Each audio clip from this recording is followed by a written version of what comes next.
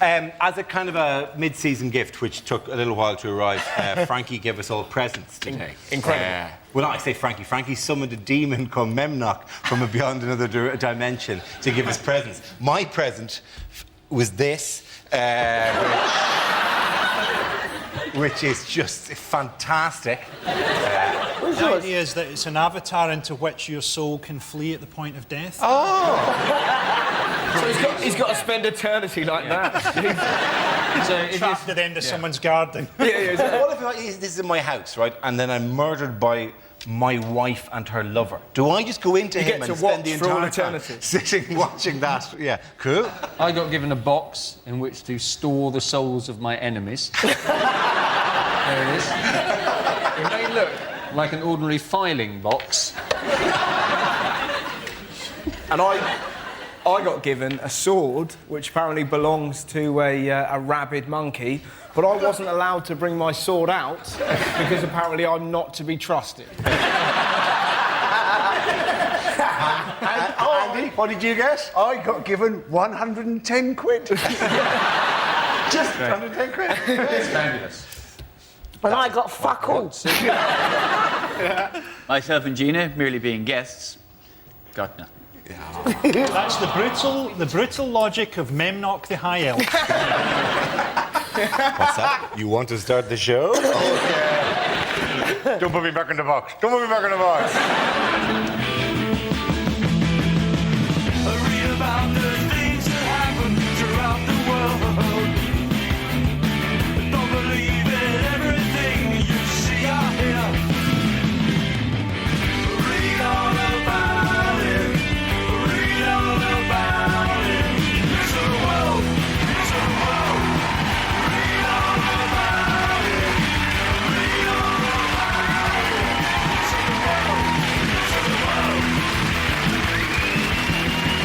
Hello, welcome to Mock the Week. I'm Dara O'Brien.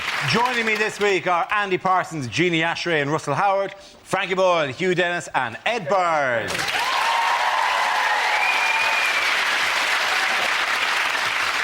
Our first round is called Headliners. Here's a picture of diabolical mastermind Osama bin Laden.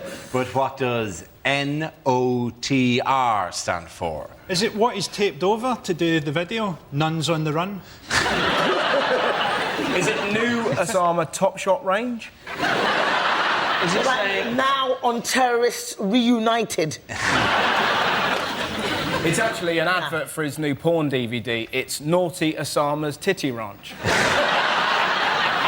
Is it never order the Rohypnol? Someone put Rohypnol in my drink. You ordered the Rohypnol. Is it never on target? It's Osama's catchphrase among his friends, apparently, is nuts on the road. It's what he says to mean sort of OK. They go, shall we go out for pasta tonight? Nuts on the road, we will. And does he do a motion to indicate, let's put these nuts on the road? Is he saying, now, our tiebreaker round? I'm liking the outfit myself. I reckon it's new Osama, Trini's recommendations. Could it be needs orgasm to relax? Or maybe it's no orgasm, try rimming. Hey, give it a go. Give it a go. Nuts on the road. It's not never open that rucksack, is it?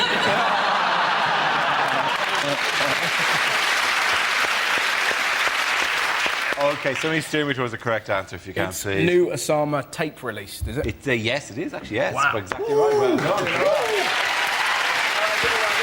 The answer I was looking for was new Osama tape release, the first communication from the Al-Qaeda frontman for almost 3 years. Experts believe the footage, in which he refers to recent events, to be genuine, proving bin Laden is still alive and successfully evading capture. By the way, how do we know it was filmed recently? Because he mentions Gordon Brown, doesn't he? He does mention Gordon Brown, yes. But he still mentions his Blair, though, which I thought was really funny, because he did actually say the world leaders like Bush and Blair and Gordon Brown. Blair must have gotten a hard on when he heard that. Still got it, baby. Yeah. I've resigned, but still the daddy. I think he just coughs on the tape and then they dub over stuff to make it sound recent. Yes, I enjoyed the Bourne ultimatum. I related to it quite a lot, actually. He's looking like a that. lot smarter, isn't he, than he has in I previous... think maybe he's got a new girlfriend. You know, the next video there'll be like scatter cushions about all over the sofa. He'll be in leather trousers and going, anyway, nuts on the road, I gotta get out of here. Maybe that's it. It's a whole new image shift. The next shot is just going to be a goth. Just his hair brushed over. I know you all hate me, that's why I live in a cave. He's changed his beard, but he's wearing the same outfit that he was wearing 3 years ago. He's a tramp. I'd like to see him on the video using more like... he could get like blue screen behind him, couldn't he? Do a bit of CGI. What, him on a roller coaster? Hello, President Bush, I'm skiing. Skiing down the mountain to you, President Bush. Now I'm surfing. Oh. See if you can find me here in the Wild West, Mr. Bush. You did not know I was such good friends with Mel Gibson. He hates Jews as well. It was put out by the... They've got a media arm, haven't they? In the original video, there's a little thing at the top that says produced by Al Sabah Productions, which is the production arm of Al Qaeda. Is that the only programme they make? Do they make other ones? The Semtex Factor. Al Jazeebis. Put a little Al Jazeera. Well, be looking at the pictures, though, he was just pissed off with people laughing at him, accusing him of looking like Gandalf. Osama the Grey becomes Osama the Black. But there, he looks a bit like, you know those things you used to have on your pencil, good luck trolls? You'd pop on the end of your pencil. It's like a big bubbly head. And that the whole I think, video. Rodney, that maybe he shaved off his beard and this is a fake beard Yeah. that he's wearing. I mean, if that's the case, he's the only guy that shaves in Afghanistan. How difficult can it be to find? I mean, they're selling like 1 packet of Gillette Fusion a year. Just follow the cave that smells of Old Spice. And we've got him. He also uses some fantastic language. Did you listen to the tape? Nah. Kind of makes you realise. He said, at one point, he said, George Bush is like one who ploughs the sea. Yeah.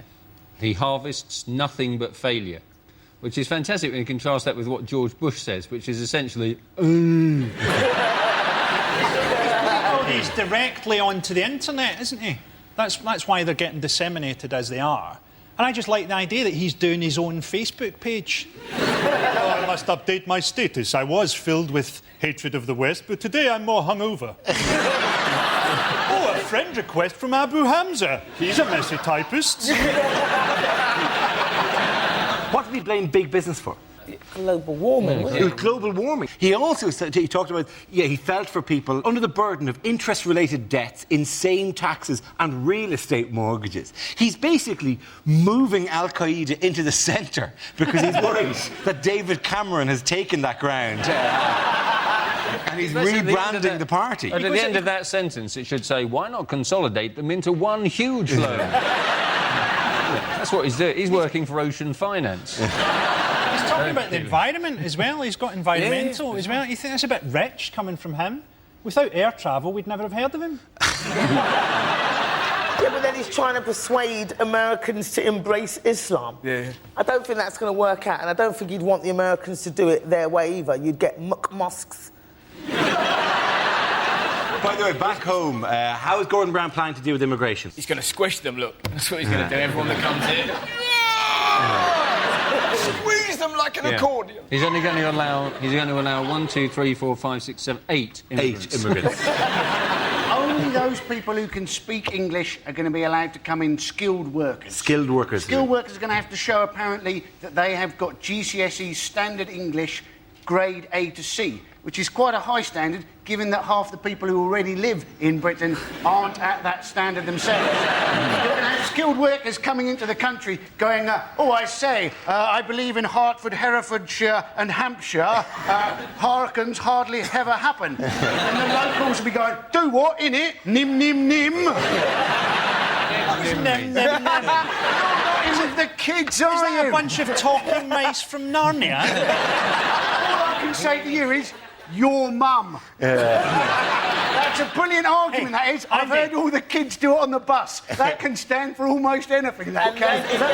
Nim, nim, nim, your mum. Your mum. Yeah. In Scotland, instead of your mum, it's smell your mum. He's taking it to another level there. Thanks, your mum. Gordon Brown is saying that right there to the TUC. Look at your mums. All of your mums. Did anyone watch the TUC? He's obviously been told to smile a lot more, but it just looks weird when he smiles. It looks like a baby with gas. He just smiles at the wrong moment. You just kind of smile, Gordon. Gordon Brown talking to the TUC must be like the two most boring entities in the universe coming together. It's like Ken Barlow and Steve Davis getting together to discuss carpet samples. It might actually be so boring it will break time. But what was horrible, it just leads to bigotry, isn't it? 'Cause it just makes everyone go, if they're going to come over here, they need to learn English and they need to learn about our culture. And people who normally say that are the people you see in Benidorm going, "Oi, Pedro, do you do chips?" How much English do they really need? There's nothing that you can't ask someone to do with the words mend this, mend this. Make work again. Yeah. Make work. There's nothing you can't get people to do without just pointing and nodding. Just...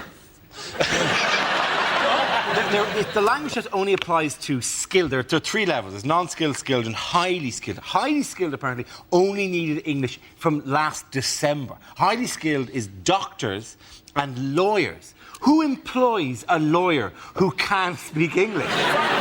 Point at jury. Point at the jury. Oh, OK. Get off. Get off. This man is guilty. Remember they were doing it through Guilty. mine? Yeah. I mean, they were doing through mine. Him. My guy. I'm involved. My client was trapped in a box and couldn't get out. Then a large wind blew and he was forced backward. Did he steal the suitcase? He couldn't move. He was so happy. It doesn't even apply. It's only people from outside the EU, anyway. Yes. Yeah, but footballers are exempt. Footballers are exempt. The only language they've got, isn't it? They only need two sentences. First of all, they need at the end of the day, and then either sick as a parrot or over the moon. Get in two hands. And nib, obviously. You know? Not from the road.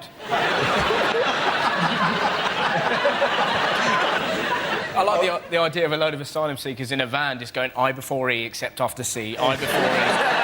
They can do it. Just Well, we read also deport the dyslexic people.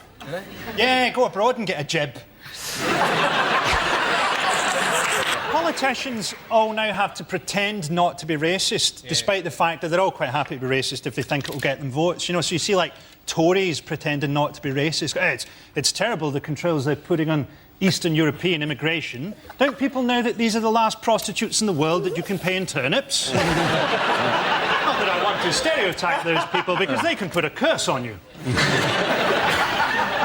they need to be English educated to GCSE standard? Yeah. Yes. If someone's given me a hand job, do I really care if they've read Death of a Salesman? In fact, it'll probably just make it more depressing. Funny, immigrants are becoming more racist now, because my mum is from Nigeria and she's becoming as racist as the BNP. She's quite right-wing. She's like that, oh, all these Polish people and all these Kosovans coming over here, taking our jobs. I'm like, Mum, you're an immigrant. Oh, no, not anymore. I have a British passport. Get that round. The points go to Russell, Gina and Andy.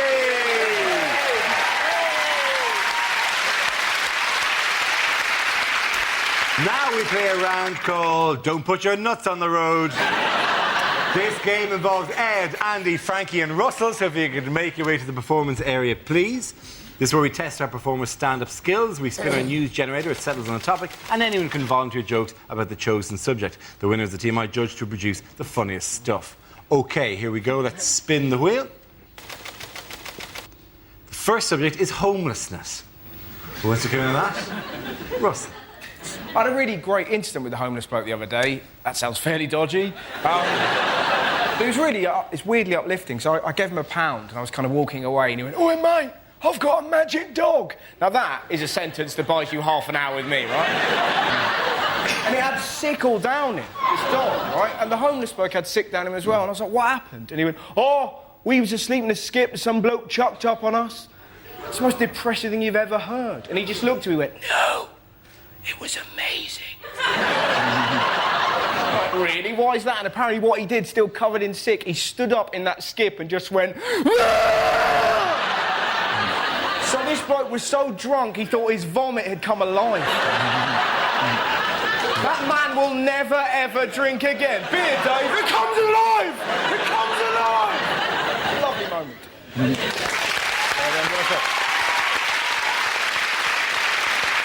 OK, let's spin the wheel again. The subject is taxis. Who wants to come in that? One thing I don't miss about London is London cabbies. I used to live in Muswell Hill, a leafy suburb of London, about 6 miles north of here. That's what I thought when I bought the house. I get into a black cab in London's fashionable West End. Turned out I lived in the arsehole of nowhere. Because I'll get into a black cab and I'll go, Muswell Hill, please, and I'll get this. I go, no, mate, I'm not going that way.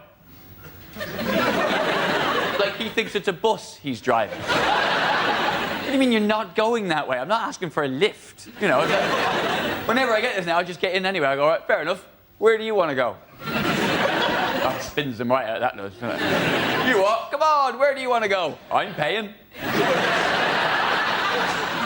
No, mate, it doesn't work like that. Yeah, that's what I thought. Muswell Hill, please. Thank you very much, Brian. OK, that leaves us with Frankie and Andy. Let's spin the wheel. The next topic is transport. I think the moral of that story is never ride your horse on a runway. You're, of course, not supposed to take planes anymore, not a problem for me. The thing that always mucks me up, that little monitor that you get, you know, outside air temperature, minus 56 degrees. I am inside the aircraft. I have no intention of going outside the aircraft. And if I ever did find myself outside the aircraft, my initial response would not be, ooh, bit nippy. Well done, Andy.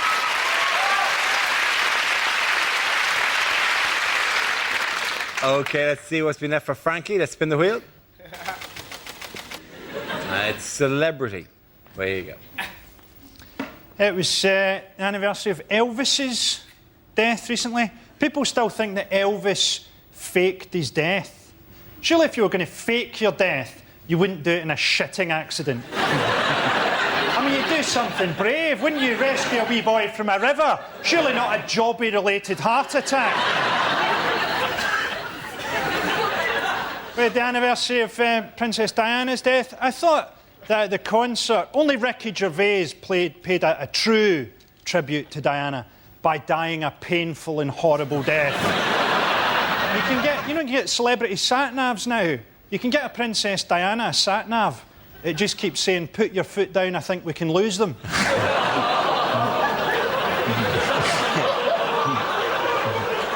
I'll be honest with you, that joke can go either way. Thank you all. OK, at the end of that round, I'll give the points to Russell and Andy.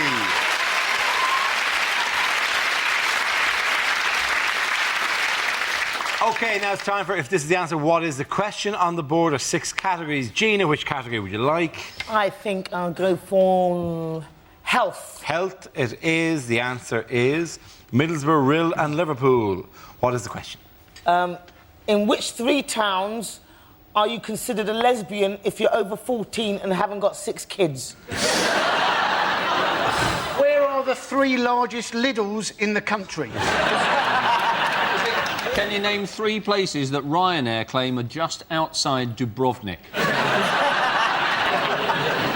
Is it my car's been stolen and cut into 3 pieces? Where is it? Is it what now constitutes a world tour for Jim Davidson? What 3 places did the British Health Board name as the axis of chips? Is it what are the first 3 chapters of the book Places Not to Grow Up Gay?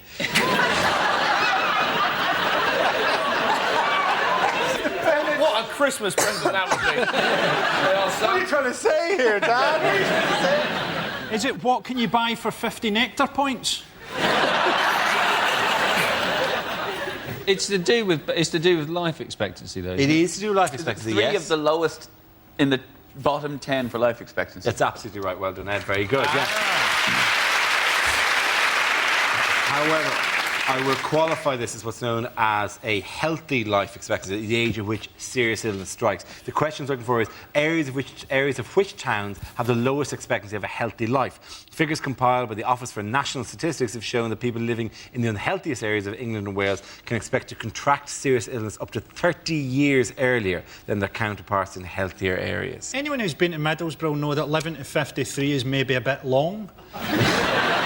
It's sort of like Blade Runner without the special effects. And we can say what we like about them because they don't watch TV. They're all outside naked fighting. But also, surely, if in some areas of town you live 30 years less long than other areas of town, aren't you just important to move? Yeah. Get to 52, go sod it. Maybe I'll buy a cottage where the life expectancy is a little bit longer. Suddenly going to shoot up if you just move down the street. Suddenly another 30 years. Japan, apparently they live till 91 in Japan, so when we get to 80, we should all go, right, off to Japan, another 11 years. If I lived in one of those towns, I'd be delighted to die. Living in Liverpool, oh, there's a sniper on top of the town hall. Great, let's get down there. Liverpool, they can take a joke. They love it. Yeah. They were rolling in the aisles when I pointed out that they called their airport John Lennon Airport because it's the first place he went when he earned a bit of cash. They love that one, I tell you. Hey, I like Liverpool. Big theatres. Didcot, apparently, your healthy life expectancy in Didcot, I have the top 10 here, is 86 years. Didcot is only famous because it's got a giant power plant in the middle of it. It's a huge power plant. So these people are mutants. These are really held up as like, some example to the rest of us. Like, they can't be killed. It's this story, every so often this same story comes up that up north apparently that all they eat is pies. It's just horrific. But then you think about it, if all they're going to do is eat pies and that, we should genetically modify pies and give them legs. And that way, you know, we can have the pies dance and go, oi, fatty, you want to eat me, don't you? Well, you've got to catch me first, and just have... And all the fruit and the veg and the healthy food just led there, and the pie's legging it. Genetically By the way, modify a Gareth, pie. Pies don't... They're not, like, born of a large mother pie. That pops them out from a pie womb. And then, they're not actual individual living creatures. What I'm saying, we can make it happen. Well, Darren's right. There are definitely holes in your get pies to grow legs theory. There are. All you have to do is not kill the cow, cover it in pastry, it can run on its own. Do you know what would avoid the killing? It would be quite a large pie. Think of the horror if a pie with human hands turned bad. Can you imagine being throttled to death by a pie? How ironic a death that would be to be killed literally by a pie. You knew I would get you eventually, says the pie who also has a mouth. Would you give legs to a fish pie, or would that be just too against nature? Would it have to be fins to a fish pie? To be honest, I come up with the idea, then I just kick back and play golf, nuts on the road. What I do... I rock up, I just walk into a factory and declare at them, I want legs on pies! And then I walk out. How? You go, don't give me how. I'm not the how guy. Yeah. I pay you to be the how guy. I just get the idea. You fill in the details. Whack. And there you go. I can't believe that Glasgow hasn't appeared on this table. It's because this we're table- doing everything right. This table is for England and Wales. You have your own, much like football, you have your own league of a much lower level anyway. We're basically in a health dungeon. You would screw with the figures so much. Well, we could actually improve our life expectancy by introducing crocodiles. Running away from the crocodiles, at least that's exercise. Do you not just carry a guard pie around with you that would attack people? Mr. Dennis, welcome to the executive board. He's thinking out loud. A guard pie. Of course, that's the next plan. He's moving up the corporate ladder really quickly, isn't he?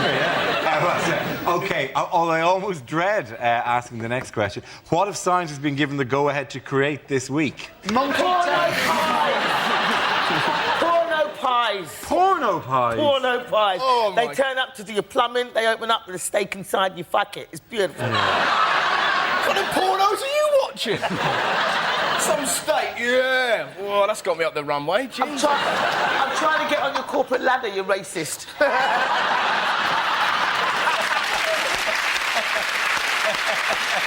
It's a quadri. What can I say to that? Nothing you can say I've that. never seen the race card pulled so beautifully. That was a pair of ace race cards. Oh, I got bullets. You're not going to let me have sex with a steak, is it because I'm black? Well, if you like. Well, that is beautifully a woman just shatter the glass ceiling. Example to Shat yourself. on the glass ceiling, Shatter! Shatter! They shit on a glass coffee table. They shatter on a glass ceiling. What kind of snuff movies are you What's watching? happening, darling? What's happening on the glass ceiling? Oh, Is that Gina up there? Fuck off, you racist! What's she shitting Yes, of onto the course. glass ceiling? It seemed to be a pie with hands. She's actually crapping out the words racist. That's incredible, ain't Gina? In steak chunks. They're going to make... What have scientists been given? I'll ask the question again. What have scientists been given the go-ahead to create this week? Monkey butlers. Not monkey butler. It's close though. They've been given the go-ahead to create human-animal hybrids. Yes, they have, exactly, yeah. And the scientists are very excited because they've already had tremendous success with Wayne Rooney. he's all right. He's injured. He's injured at the minute, but the boy's got spirit. He's prowling the touchline like a caged potato. One of the quotes from Lyle Armstrong of Newcastle University said that just to reassure people that it's not our intention to create any bizarre cow-human hybrid. Why not? Because we already have benevolent else. A failure of imagination on behalf of Newcastle University. Not to, that's almost the first thing I'd want to do. I saw How you doing, Mick? Moo. All right, moo to you as well. But they're talking about breeding pigs that can have hearts that they can then They are, transplant into people. Now, there's an interesting dilemma for people who consider pigs unclean. Pig's orgasm lasts for half an hour. Just. And I got told that at a restaurant in Melbourne. It was really weird. They hand out trivia. And they'll kind of go, there you go, mate, there's your burger. By the way, pig's orgasm lasts for half an hour. Enjoy your meal. Captain Creepy, jeez. I reckon the first person that found that out was like a pervert. Rebecca Luce. No, a pervert, yeah. But in fairness, if you're a pervert farmer, how awkward would that be? You know, you've just had gentle sex with a pig, and then for the next half an hour, oh, sharp Rosie, I'm going to get caught. You want to time that properly if there was football on later as well, wouldn't you?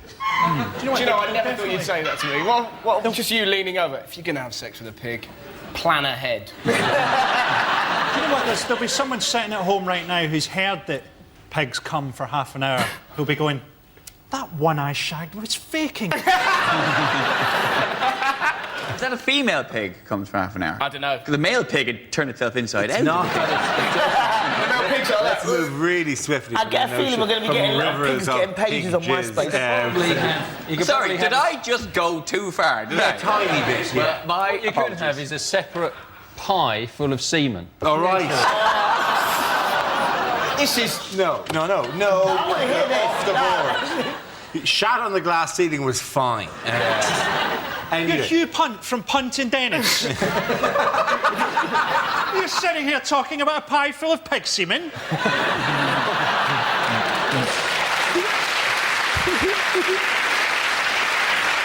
Again, that round points go to Russell, Gina and Andy.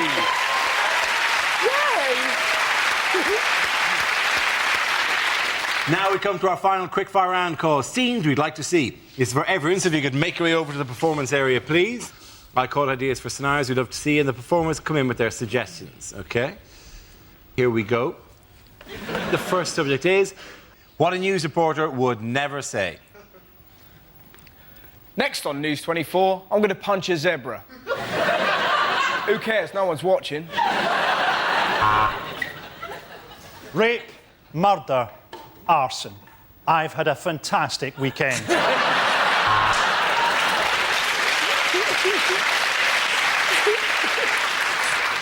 Here, children as young as 8 are forced to earn their own living. More polish, I want to see my face.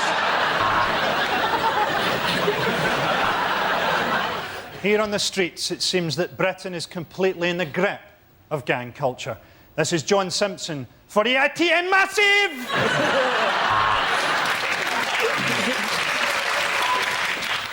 Can you hear the bombs falling?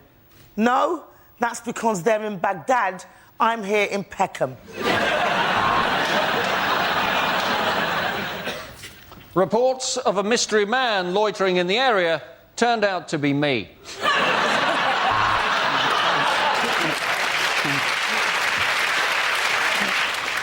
News just in. Go to a break, your wife's been hit by a truck.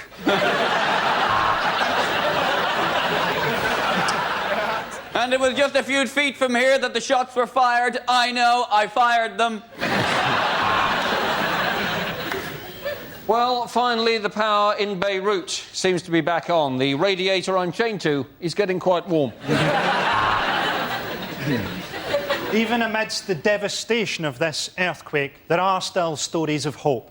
I found a man's wallet.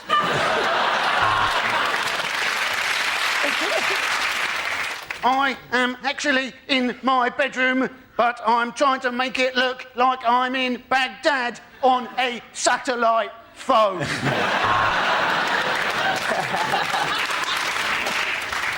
And I can't help thinking that if my country was gripped by famine, I'd just move.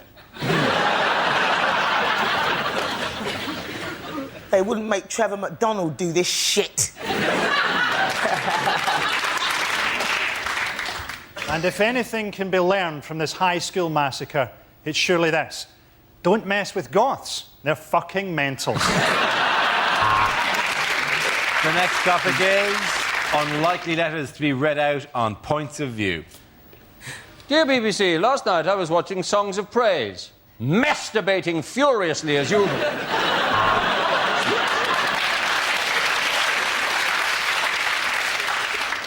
Dear Points of View, can I complain about the gratuitous fucking swearing every fucking week on Mock the Fucking Week? Dear BBC, I watched a light entertainment programme on your network the other night that wasn't hosted by Graham Norton. Is he ill? Dear BBC, how did you manage to get those hippos to swim in a circle?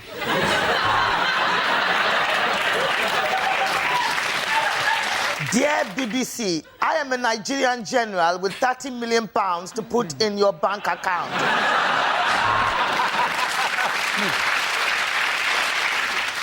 Last night, I turned onto your new porn channel, See Boobies.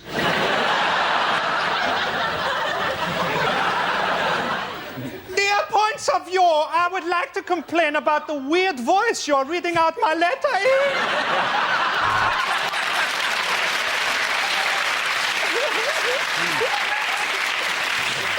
Dear Point of View, has anyone else noticed that Pat Butcher looks a lot like the honey monster from the Sugar Puffs album? Dear BBC, when are you going to show Nuts on the Road? Nim, nim, nim.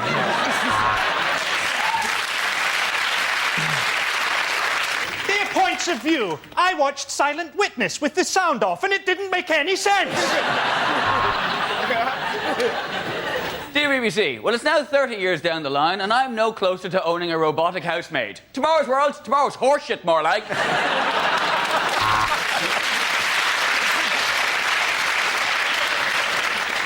Dear Points of View, watching Queer Eye for the Straight Guy made me think that if I made gay friends, they'd give me fashion tips.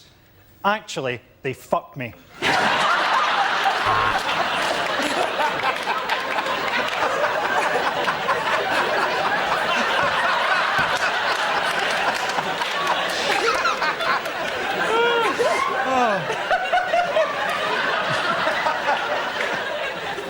Dear BBC, are you paying too much for your car insurance? Dear BBC, please bring back the old idents. Yours, that black bloke in the wheelchair.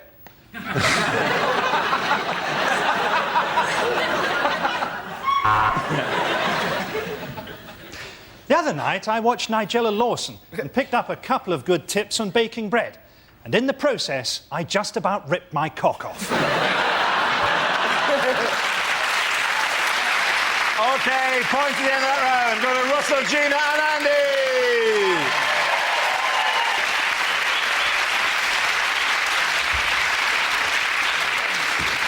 That's the end of the show. This week's winners are Andy Parsons, Jeannie Ashray and Russell Howard.